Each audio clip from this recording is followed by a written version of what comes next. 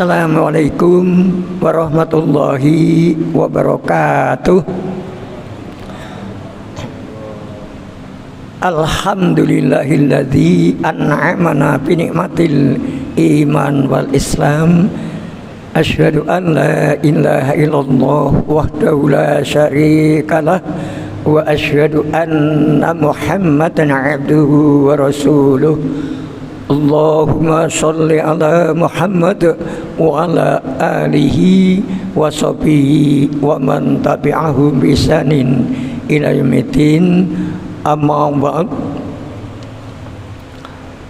Bapak, ibu-ibu, seluruh jamaah salat duhur yang dirahmati dan dimuliakan Allah SWT, mari pertama-tama kita senantiasa untuk bersyukur kehadiratnya, karena Allah begitu banyak memberikan kenikmatan kepada kita semuanya, utamanya nikmat sehat jasmani, rohani, sehat iman kita, dan alhamdulillah kita diberi rahmat, yaitu dapat meluangkan waktu sempat dan waktu sehat.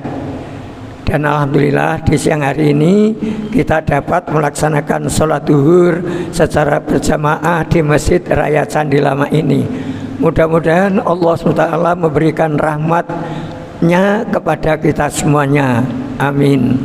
Pada kultum siang hari ini adalah tugas beliau Bapak Haji Sarmadi, karena beliau sedang membimbing manasik haji sehingga lukir dengan saya, dan saya sebenarnya hari Sabtu. Pada hari Sabtu, dua Sabtu yang lalu, saya menyampaikan materi tentang pembagian syirik. Ada 6 macam. Ini saya dapat ketika saya mengikuti, yaitu tanya jawab Ahad pagi tanggal 18 Mei 1986 yang disampaikan oleh beliau Bapak Qasim Nur Seha. Beliau menyampaikan tentang pembagian syirik. Yang pertama nanti tidak saya ulang karena sudah saya sampaikan 4 macam kemarin. 1, syirik jamadi, yaitu syirik terhadap benda.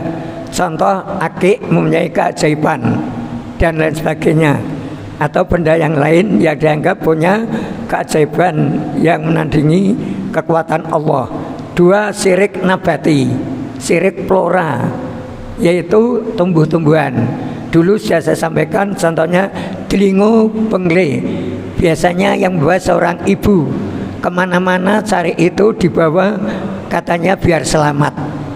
Kemudian 3, syirik hayawani, yaitu syirik fauna.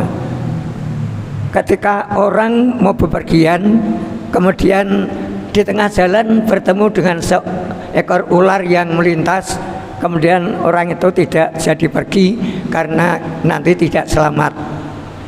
Ini contoh. Kemudian 4, syirik waktu, bahwa waktu dianggap mempunyai pengaruh baik atau buruk terhadap manusia. Contoh, orang tua sangat kental ada geblak, katanya geblak bayi dan lain sebagainya. Kemudian sekarang yang kelima, syirik rohani atau syirik roh, dan yang keenam syirik insani. Kedua syirik ini yang paling dominan dilakukan oleh umat manusia. Syirik rohani itu roh, itu manusia berkeyakinan bahwa orang yang sudah mati atau jin itu mempunyai pengaruh terhadap kekuatan. Contohnya, orang minta kaya, kemudian datang ke tempat yang dianggap keramat, yaitu di Gunung Kemukus. Dia ingin kaya dengan cepat. Di sana nanti ada transaksi dengan yang penjaga itu, kemudian kerjasama dengan jin.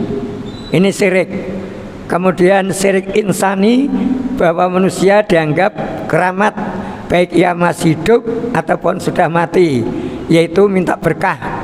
Contoh, ini dilakukan oleh seseorang ketika akan menghadapi sesuatu yang skala besar. Contohnya ketika mau pilpres atau mau pilihan pilkada dan sebagainya, orang tersebut datang ke tempatnya Mbah Kiai. Ini saya yang tahu persis, itu ada di Kalisari, itu ada pesantren yang dipimpin oleh seorang, karena dia langsung ngaku. Ada beberapa orang yang datang ke tempat saya untuk minta berkah, dan saya dibantu untuk membangun pesantren 5 tingkat. Karena tidak jadi presiden, akhirnya pesantrennya itu mandek. Nah, itu syirik. Kemudian seseorang, ya tidak semuanya orang ya, orang yang kurang percaya kepada Allah, kalau dia ingin jabatannya itu naik, kemudian datang ke tempat kiai untuk minta berkah. Nah, inilah termasuk syirik insani. Nah, kenapa kita dilarang untuk berbuat syirik kepada Allah? Yang melarang kita berbuat syirik, tolong dengan punya Al-Quran nih, dibuka surat An-Nisa. Surat An-Nisa surat keempat ayat 36. Nanti dibuka. Di situ Allah melarang, sembahlah aku, jangan kamu menyekutukan apapun bentuknya. Kemudian dalam surat Luqman surat 31 ayat 13 itu Allah berfirman, ya bunayya la tusyrik billah inna syirka la zulmun azim. Ini nasihat Luqman. Luqman itu siapa? Orang yang berhikmah oleh Allah, memberikan nasihat kepada anaknya, janganlah kamu berbuat syirik. Sesungguhnya syirik itu adalah kezaliman yang amat besar. Ini pertama, syirik zalim yang amat besar.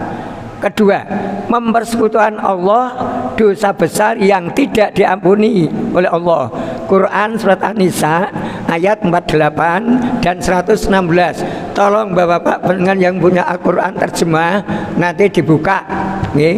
Kemudian mempersekutukan Allah, amal kebaikannya yang telah dilakukan itu lenyap.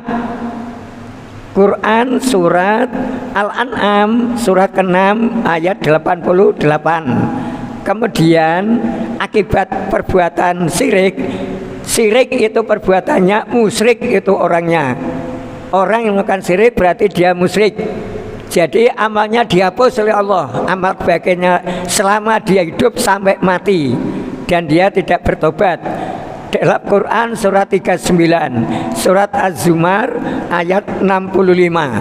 Nah, inilah Bapak-bapak dan Ibu-ibu, kenapa syirik itu betul-betul dilarang oleh Allah, karena memang Allah itu tidak mau untuk disekutukannya. Allah itu otoriter punya hak yang tidak boleh dicampuri oleh makhluknya. Maka kita berhati-hati dari beberapa macam syirik tadi, dari syirik jamadi, syirik nabati, kemudian syirik hayawani, syirik waktu, syirik rohani, dan syirik insani. Sedapat mungkin kita jauhi apapun bentuknya, karena Allah sedang katakan, sembahlah aku, jangan kamu menyentuhkannya dalam bentuk suatu apapun. Demikian, mudah-mudahan bermanfaat sehingga kita semua nanti sampai akhir hayat kita meninggal dunia husnul khotimah, karena tidak ada unsur bau kemusyrikan. Demikian kurang lebihnya saya maaf. Akhirul kata, mari kita tutup dengan doa kafaratul majlis. Subhanakallahumma wa bihamdika asyhadu an la ilaha illa anta astaghfiruka wa atubu ilaik. Alhamdulillahirabbil alamin. Assalamualaikum warahmatullahi wabarakatuh.